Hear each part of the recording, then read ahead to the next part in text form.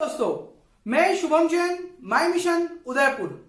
और जैसा कि हम हमारे वीडियोस में चर्चा करते हैं शॉर्ट ट्रिक्स के बारे में, तो आज फिर मैं आपके लिए लेकर आया हूं एक ऐसी शॉर्ट ट्रिक जिसके प्रश्न ना सिर्फ स्टेट एग्जाम में बल्कि सेंट्रल के एग्जाम में भी आते हैं। चाहे एसएससी हो, आरआरबी हो, रेलवेज हो या अदर जितने भी जो एग्जाम्स होते हैं उनमें कहीं ना कहीं अगर जीके से रिलेटेड और स्पेसिफिकली रीजनिंग से रिलेटेड जो क्वेश्चन होते हैं उसका बहुत ही इंपॉर्टेंट टॉपिक है ये दिशा और कोण वाला। अभी आप देखेंगे कई सारी एग्जाम्स जैसे स्टेट में होने वाली first grade, second grade teachers की, थर्ड ग्रेड टीचर्स की जो एग्जाम्स होती है उनमें भी इनसे रिलेटेड कई बार प्रश्न पूछ लिए जाते हैं और ज्यादातर स्टूडेंट को इनमें कंफ्यूजन होता है। तो आपको वो कंफ्यूजन ना रहे इसीलिए मैं आपके लिए लेकर आया हूं एक बहुत ही शानदार शॉर्ट ट्रिक का वीडियो। देखिए, आज के वीडियो में हम बात करेंगे दिशा और कोण के बारे में। सबसे पहले हम देखते हैं कि कुल दिशाएं कितनी होती है। देखिए, कुल दिशाएं जो है वो 10 होती है और मूल दिशाएं 4 होती है। मूल 4 दिशाएं कौन कौन सी होती है?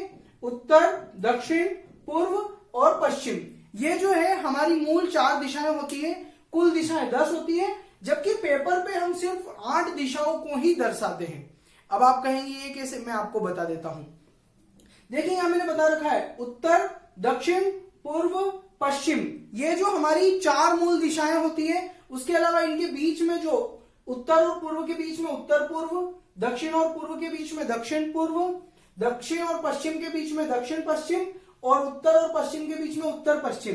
तो एक पेपर पे हम सिर्फ इन 8 दिशाओं को दर्शा सकते हैं। ऊपर और नीचे जो 2 दिशाएं होती है वो हम पेपर पर नहीं दर्शा सकते, इसलिए पेपर पर 8 दिशाएं होती है। कुल ऊपर और नीचे को भी जोड़ लिया जाए इन 8 में तो 10 दिशाएं कुल होती है और मूल जो है वो हमारी 4 दिशाएं होती है।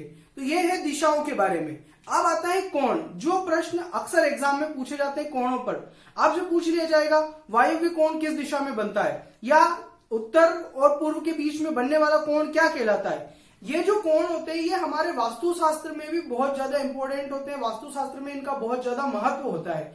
तो आज उन्हीं कोणों को याद करवाने की एक बहुत अच्छी शॉर्ट ट्रिक मैंने बनाई है। यहाँ पर देखिए, सिर्फ आपको याद रखना है VINA,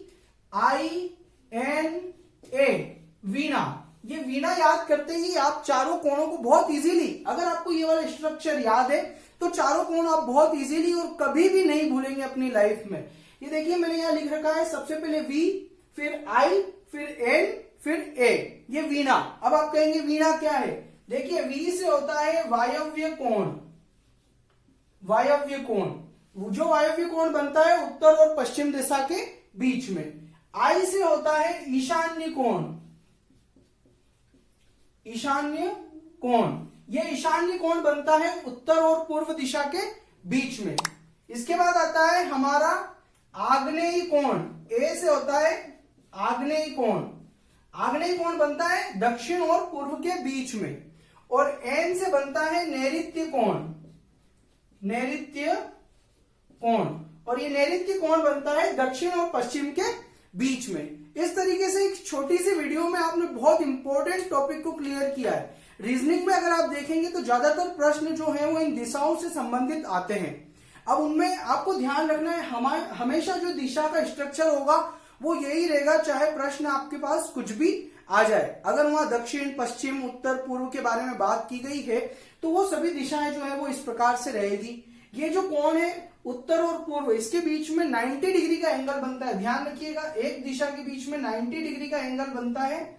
और जब बात अगर इसको बीच में से अगर कोई कोण क्रॉस करता है तो वहां फिर ये 45 डिग्री के 2 एंगल्स बन जाते हैं, 2 कोण बन जाते हैं। तो इसी प्रकार से याद रखिएगा आप VINA, वीणा यानी वायव्य, ईशान्य, नैऋत्य और आग्नेय, ये 4 कोण होते हैं। धन्यवाद, जय हिंद। आप स्क्रीनशॉट ले लीजिए।